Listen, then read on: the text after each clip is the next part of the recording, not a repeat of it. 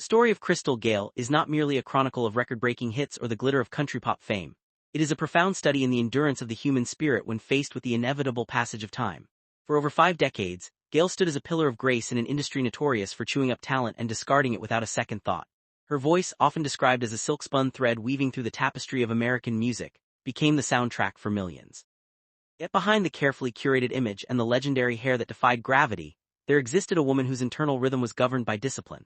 She was a performer who treated the stage not just as a workplace, but as a sacred space where the connection with her audience was non-negotiable. This level of commitment became her trademark, setting a standard of professionalism that remained unmatched even as the music industry evolved through seismic shifts in technology and consumer taste. In the contemporary era, the narratives surrounding aging icons are frequently reduced to tragic tropes or stories of decline, but to categorize Gayle's current chapter in such a way would be a gross misinterpretation of her character. At 75, she finds herself in a position that is entirely new to her, the role of someone forced to navigate the world through the lens of physical limitations. For a lifetime, her existence was defined by motion, the transit between cities, the hum of the tour bus, and the adrenaline of the spotlight. This relentless cycle of activity was not just a career choice, it was the mechanism that allowed her to project her artistry onto a global canvas. When that mechanism is disrupted, even in the smallest way, the ripple effects are felt deeply. The recent challenges she has encountered regarding her mobility are not just clinical issues. They represent a fundamental realignment of how she interacts with the life she spent years meticulously constructing. The turning point, as she has candidly shared in recent reflections, came from an injury that acted as a sudden, jarring break in her momentum. A torn meniscus may seem like a minor ailment to the casual observer, but for a woman who viewed her ability to move and perform as the primary tool of her trade, it was a significant personal crisis. It forced her to grapple with the realization that the body, no matter how well-tended or disciplined, eventually demands a different kind of attention. This was not a choice she made, it was a reality imposed upon her, leading to the cancellation of commitments that she would have moved mountains to honor in her youth. The frustration of being grounded, both figuratively and literally, is a theme that permeates her recent interviews. It is a testament to her work ethic that she views this not as a well-earned retirement, but as a hurdle that must be overcome through patience and rigorous medical navigation. What makes this phase of her life particularly complex is the lack of a clear, singular path toward recovery. The medical advice she has received, varied and sometimes conflicting, has left her in a state of purgatory where the traditional remedies of rest or surgical intervention are weighed against the reality of her lifestyle requirements. The concern regarding travel, specifically the risks associated with long-haul flights, has stripped away the freedom of international performance that characterized her peak years. This creates a psychological strain that is often overlooked in celebrity profiles, the identity crisis that occurs when the doer is forced to become the observer. She is no longer just fighting a knee injury, she is negotiating a new relationship with her own agency. Every decision she makes now is filtered through the lens of what is physically sustainable, marking a transition from a life of expansion to one of consolidation and preservation. Despite these constraints, one observes a quiet, defiant energy in her approach to this new reality. She has made it explicitly clear that her voice remains intact, and her desire to share it with her fans has not diminished in the slightest. However, the performance experience itself is undergoing a transformation. She is learning to deliver that same signature emotion while seated, adjusting her stage presence to accommodate the current state of her health. This is a subtle act of artistic reinvention that demonstrates her underlying resilience. She is not fighting to be the young woman she was. She is fighting to remain the artist she is, even if the vessel for that artistry is changing. In this sense, her journey is a masterclass in adaptation, showing how a true legend reconciles their past glory with the limitations of their present. It is a transition, not an ending, and it invites us to redefine what success actually looks like for an aging star. The transition from a life of constant motion to one of required stillness is rarely a smooth journey, especially for an artist who has been the engine of her own career for decades. For Gayle, this shift is not merely about physical rehabilitation. It is an internal recalibration of what she considers a successful day. In the past, success was measured by the number of performances completed, the miles traveled, and the intensity of the audience's reaction. Now, the definition of success has pivoted toward quality and presence over quantity and reach. It is a maturity that only comes from deep experience, reflecting a woman who has already achieved enough to know that her worth is not solely dependent on the frequency of her public appearances. This insight is what anchors her current perspective, turning a forced retirement from the road into a conscious choice about how to spend her limited energy. When we consider the sheer volume of her career, it becomes easier to understand why this pause feels so profound. She was an artist who existed in a constant state of yes. Every opportunity to perform, every interview request, and every invitation to reach a new market was met with an ambition that rarely wavered. This, however, was not born out of a simple need for attention. It was a reflection of the era in which she rose to prominence. In those days, being a country pop star required a physical presence in every corner of the country. You had to show up to be relevant, and she was, without question, the most diligent traveler among her peers. This history makes the current restriction on her mobility feel like a sharp departure from the foundational principles of her professional life. Yet this situation also highlights the immense discipline she developed during her ascent to fame. She did not reach the status of a global icon through luck alone. She did it by being the most prepared person in every room. That same discipline is now being redirected toward her health. She manages her injury with the same focus she once applied to a world tour, consulting specialists and weighing treatments with a pragmatic mindset. It is an interesting psychological study. The same trait that made her a relentless performer is now the trait that prevents her from succumbing to the discouragement of her condition. She approaches her healing with a professional's eye, refusing to treat her own body as anything less than a critical project that requires expert management and careful planning. There's also a broader, more human element to her story that resonates with audiences who are watching their own idols age. People often project an image of immortality onto their favorite stars, expecting them to exist in a perpetual state of youth and vigor.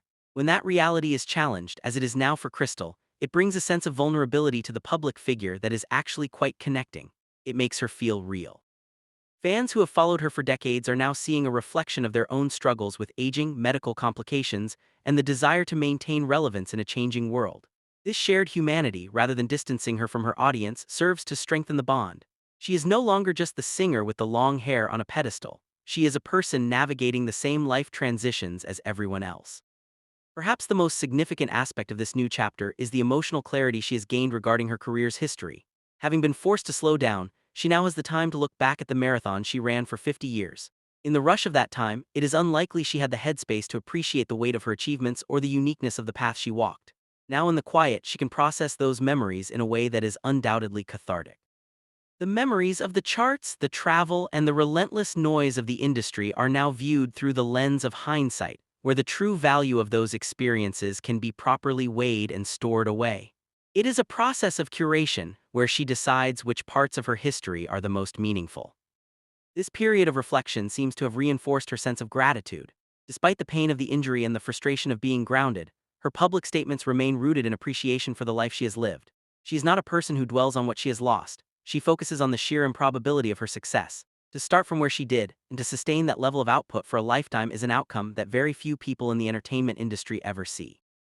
By keeping this perspective, she prevents her story from becoming one of tragedy and instead frames it as a fulfillment of a destiny that she was fortunate to lead. It is a powerful narrative choice that keeps her spirit intact while her circumstances shift. We also see her navigating the complexities of modern communication in a way that keeps her connected to her fans. She understands that she doesn't need to be on a stage in a distant country to have an impact. Her ability to use her voice and her platform to speak directly to her audience has become her new stage. This represents a modern evolution of the artist-fan relationship. She is not relying on the traditional infrastructure of the music industry to remain relevant. She is using the digital tools available to her to maintain that connection, regardless of her physical location. This is a brilliant strategic adaptation that ensures her voice remains present even when she is not physically appearing on a stage. The way she discusses her future also reveals an interesting trait: her refusal to accept total inactivity. She is not retiring into silence. Instead, she is finding ways to work within her new constraints. This speaks to a deeply rooted identity as a worker. She has spent her life building, and that urge to contribute and perform has not faded with her mobility. She is simply changing the mode of contribution. This pivot is a crucial lesson for anyone concerned about how their life's purpose changes as they grow older. It proves that purpose is not tied to a specific activity, but to the intent behind that activity. Her intent has always been to share, and that is a capacity she has not lost. What remains fascinating is how her fans have reacted to this change. They aren't asking for the version of Crystal from the 1970s, they are supporting the version of Crystal who is real, vulnerable, and still singing. This indicates a high level of brand loyalty that is rare in music. Her fans are not just fans of her hits, they are fans of her character. The way she has handled the highs and the lows of her career, with grace, discipline, and a quiet sense of independence, has created a legacy that transcends the music itself.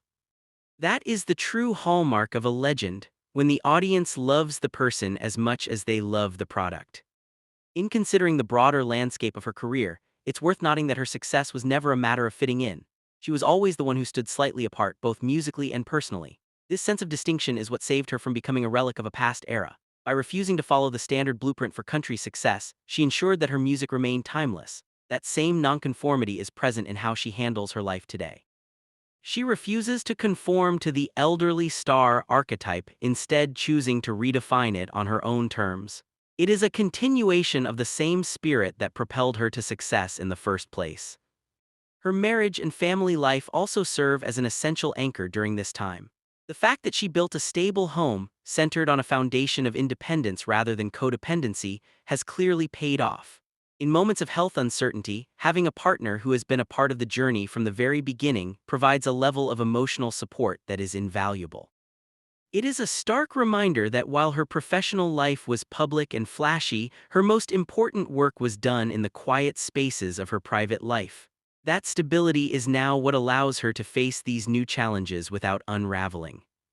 Furthermore, her role as a grandmother adds a layer of emotional satisfaction that she has noted as a highlight of her current phase. It is a full-circle moment. She spent her career providing for her family and building a legacy, and now she gets to witness the next generation within that legacy. These moments, which she describes with such warmth, show that she is not mourning the loss of the spotlight. She is celebrating the gain of deeper, more meaningful connections. This shift in priority is a natural progression, but it is one that she has embraced with a level of intentionality that is truly admirable.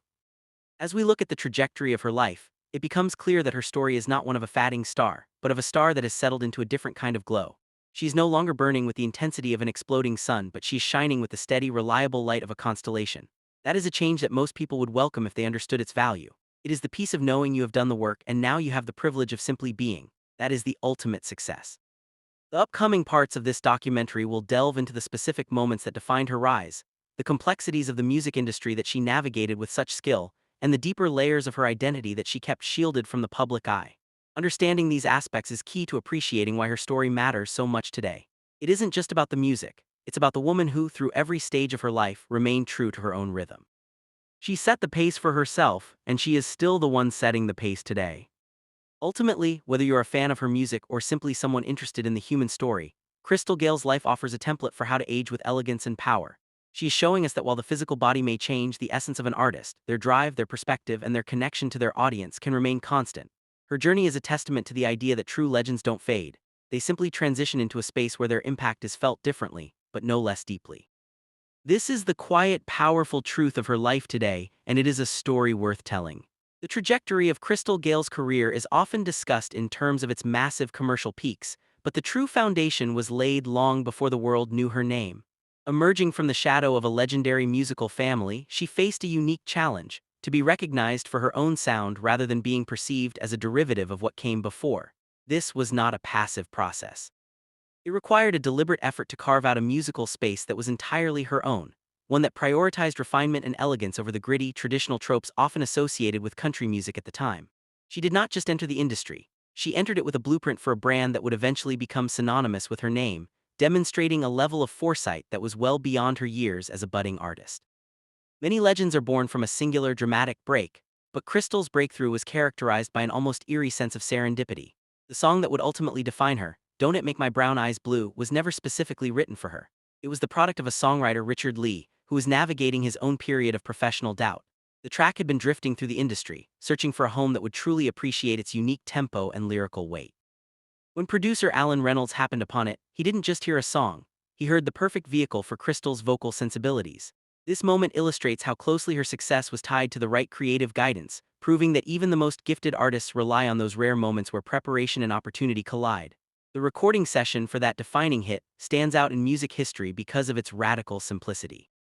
In an era when studio perfectionism was beginning to take hold, Crystal approached the microphone with a naturalism that was almost unheard of. She didn't labor over the track, she didn't overthink the emotional delivery or force the phrasing. She walked in, understood the song's core, and performed it in essentially a single take. There was no pretense of creating a masterpiece, she simply allowed the song to inhabit her voice. This lack of overproduction is exactly what allowed the track to resonate with millions of people globally. It was honest, it was direct, and it possessed a clarity that cut through the noise of more complex pop and country arrangements. When that song hit the charts, it didn't just climb, it surged. The transition from a country artist to a crossover superstar was swift, transforming her daily reality overnight. Suddenly, the demands placed upon her were immense. Television producers, concert promoters, and media outlets all vied for her time, creating a whirlwind of activity that would have overwhelmed a less grounded individual. She went from being an artist with a promising career to a household name, tasked with maintaining that level of visibility across vastly different demographics. This was the moment where the discipline she had cultivated earlier in her life became her most valuable asset, allowing her to weather the pressure without losing her composure or her vision.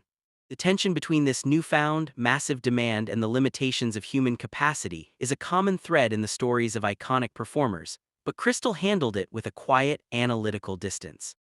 She recognized very early on that if she accepted every opportunity, she would lose the very essence of what made her special.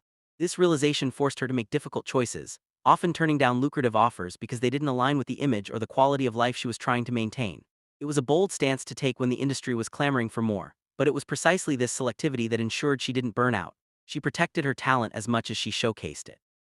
Beyond the music, her visual identity played an essential role in distinguishing her from the crowded field of country music stars.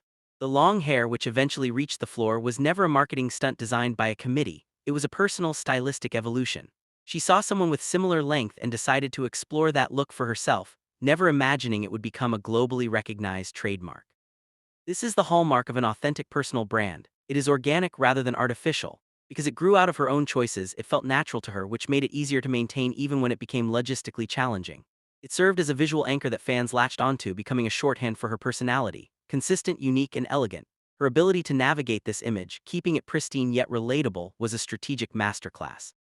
She was constantly under the gaze of the public, yet she avoided the scandals that defined many of her peers.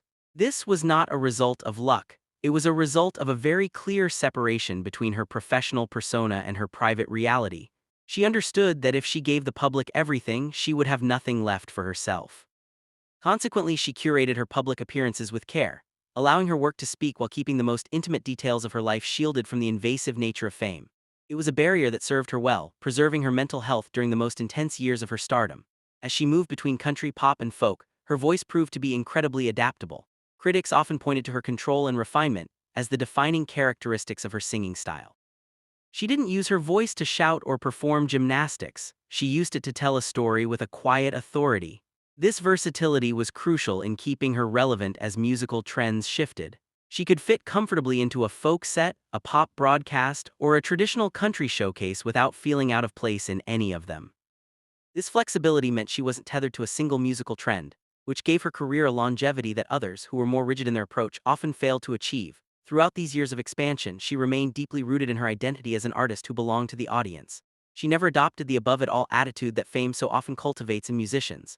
She understood the power of a connection, a handshake, a shared memory with a fan, or a sincere moment in a small venue. This was the foundation of her enduring popularity.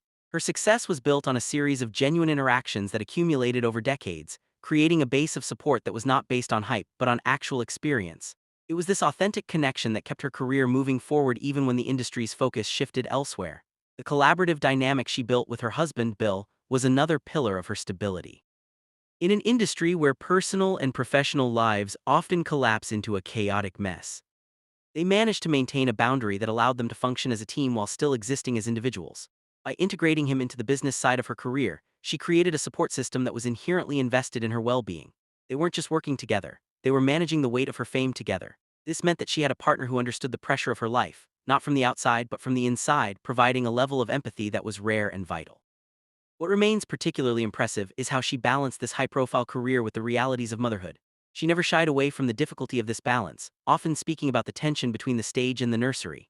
There were no illusions of having it all without cost. She made sacrifices, felt the pull in both directions, and navigated it with a pragmatic, if sometimes weary, sense of purpose. This reality was important to her, as it grounded her in the world beyond the stage. Her children were a reminder that there was life outside of the music business, a perspective that prevented her from ever becoming fully consumed by her own image. As we analyze this period, it becomes clear that her success was not a byproduct of following the trends, but of consistently leaning into her own intuition. When she was encouraged to mimic others, she chose to diverge. When she was told to speed up, she found ways to maintain her own pace. This nonconformity was her greatest strength. She built a career that was immune to the changing tides because it was fundamentally authentic to who she was. That same instinct is what she is utilizing now, as she faces the challenges of her later years with the same clear-eyed, independent focus. The lessons she learned during these decades of fame were not merely about how to get to the top, but about how to remain there while staying true to yourself. She understood that success is a marathon, and the only way to finish it with your integrity intact is to set your own rules. She didn't just want to be a star, she wanted to be an artist whose work meant something beyond the charts. By focusing on quality, connection, and a carefully maintained sense of self, she ensured that her legacy would be one of substance rather than just surface-level popularity. It is also worth noting how she viewed her peers during this era. She was part of a generation of country artists who were redefining the genre, yet she managed to stand out by being the one who refined it. While others were leaning into the rowdiness of the scene, she leaned into the elegance. This was a deliberate positioning that attracted a wider audience, helping to push country music into the mainstream. She was in many ways an ambassador for the genre, using her voice to bridge the gap between traditional country fans and the broader pop-listening public. As we look toward the final part of this series, which will explore her transition into the grandmotherly role and her life today, it is essential to remember this foundation. The Crystal Gayle we see today is not a new person. She is the evolution of the woman who built this life with such meticulous care. Her current challenges are just the latest chapter in a long history of self-adaptation. She has always been the architect of her own career, and she continues to build even if the tools and the setting have changed. The story of her life is a testament to the idea that true success is about being the one in control, no matter what the circumstances. The final act of a legendary career is often mischaracterized as a period of retreat, but for Crystal Gayle, it is better defined as a season of harvest. After 50 years of giving her voice and her time to the public, she has entered a phase where the frantic demand for constant visibility has been replaced by the luxury of choice. This transition is not marked by a lack of activity, but by a shift in what she chooses to pour her energy into. When she speaks today, there is a palpable sense of peace that was absent during the high-octane years of her rise. She has reached the summit of her industry, and having looked out over the horizon of what she built, she is now content to simply dwell in the beauty of the view. Her role as a grandmother has become a cornerstone of this new reality, offering a kind of emotional resonance that the stage could never provide. In interviews, she frequently lights up when discussing the younger generation of her family, noting that these are the moments she feels she missed during the intense years of touring. There's a beautiful irony here. The woman who traveled the world to share her voice with millions is now finding her greatest joy in the quiet, unscripted moments within her own home. It is a reminder that even the most expansive lives are ultimately anchored by the most intimate relationships. She is not just a performer anymore, she is a matriarch, and she carries that title with the same dignity she once brought to the recording studio. The injury that forced her to step back from the physical demands of touring, while initially a source of frustration, has paradoxically granted her the stillness required for this reflection. In the past, the relentless pace of her life served as a shield against the need to deeply process the magnitude of her journey. Now, in the stillness, she is able to look at the trophies, the photographs, and the memories with a clear eye. She has expressed profound gratitude for the life she has led, not because it was easy, but because it was full. She recognizes that she was given a rare opportunity to leave a mark on the world, and she views this current phase as a time to honor that privilege by simply being present. This perspective is what makes her story so instructive for her fans. We live in a culture that is obsessed with the idea of staying on top at all costs, often viewing any decline in output as a failure. Crystal challenges this narrative by demonstrating that you can shift your pace without losing your essence. She is showing her audience that an artist's legacy is not just the hits they had at 25, but how they carry themselves at 75. By choosing to navigate her physical limitations with grace rather than bitterness, she is providing a masterclass in aging. She is teaching us that our value does not diminish with our mobility, it simply evolves into something more grounded and wise. The way she continues to engage with her music is equally telling of her character. Even when she cannot perform in the traditional high-energy way, she finds ways to share her gift. Whether it is through digital platforms or intimate seated performances, she refuses to let her connection to the audience vanish. This is not out of a desperate need for applause, it is out of a genuine desire to communicate. She understands that her voice is a conduit for emotion, and as long as she has that, she has a purpose. It is a humbling and inspiring display of dedication that reminds us that true passion does not expire, it only changes its expression. Her marriage remains a quiet, unshakable foundation during this time. To see a partnership that has survived the extreme pressures of international fame and still exists as a source of mutual support is rare in any walk of life, let alone the music industry. They have moved through the decades together, shifting from the chaos of early career building to the steady calm of later life. This is perhaps her greatest accomplishment outside of the charts, creating a space of stability where she can truly be herself. It is a testament to the fact that while the public saw the long hair and the hits, the real, enduring work was done in the private, consistent love she nurtured at home. When people ask if the spotlight fatting makes a legend smaller, Crystal's life provides a definitive answer. It makes them human. The removal of the glitz and the noise does not diminish her stature. It reveals the strength of the character that was always underneath. She has not faded. She has simply moved into a light that is softer, warmer, and more reflective. The intensity of the spotlight can often obscure the person, creating a barrier between the idol and the audience. In this new phase, that barrier is dissolving, leaving behind a woman who is relatable, resilient, and deeply content. This clarity of mind also allows her to address the inevitable comparisons to her musical family with a new level of confidence.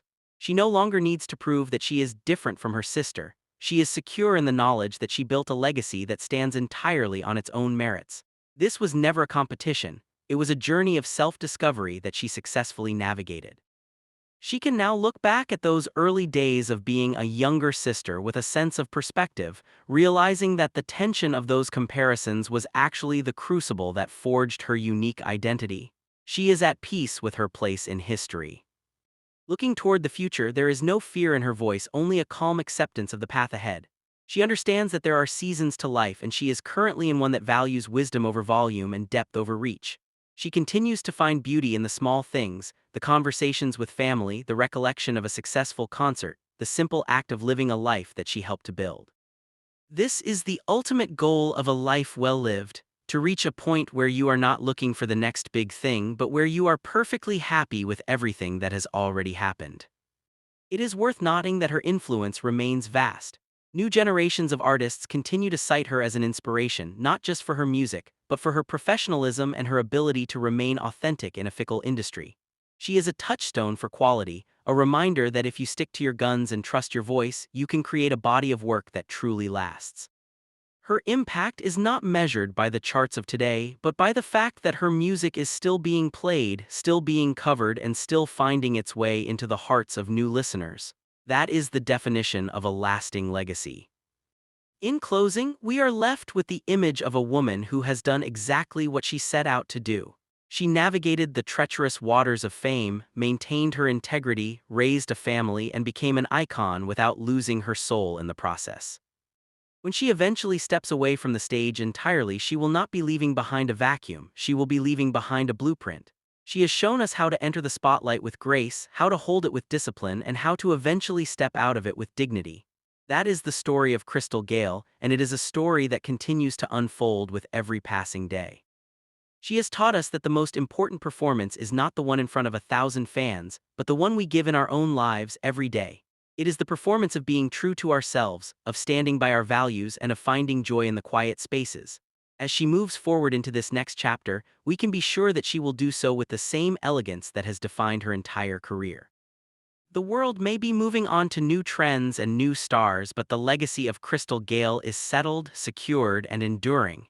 It is a story of a woman who, in the end, simply chose to be herself.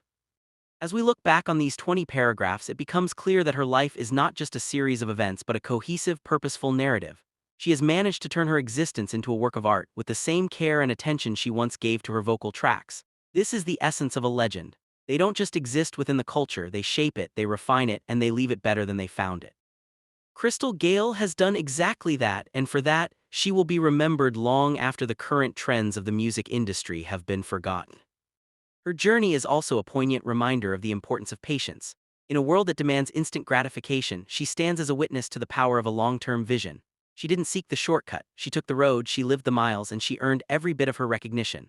This is a lesson for anyone who feels that their own path is moving too slowly. If you have the talent and the drive, the time will come when your work will be recognized. But more importantly, you will have the satisfaction of knowing that you did it the right way. We see finally that her story is not one that ends, but one that continues to influence. Whether you are listening to her hits from the 70s or reading about her perspective today, you are engaging with a legacy that is alive and growing. She has built something that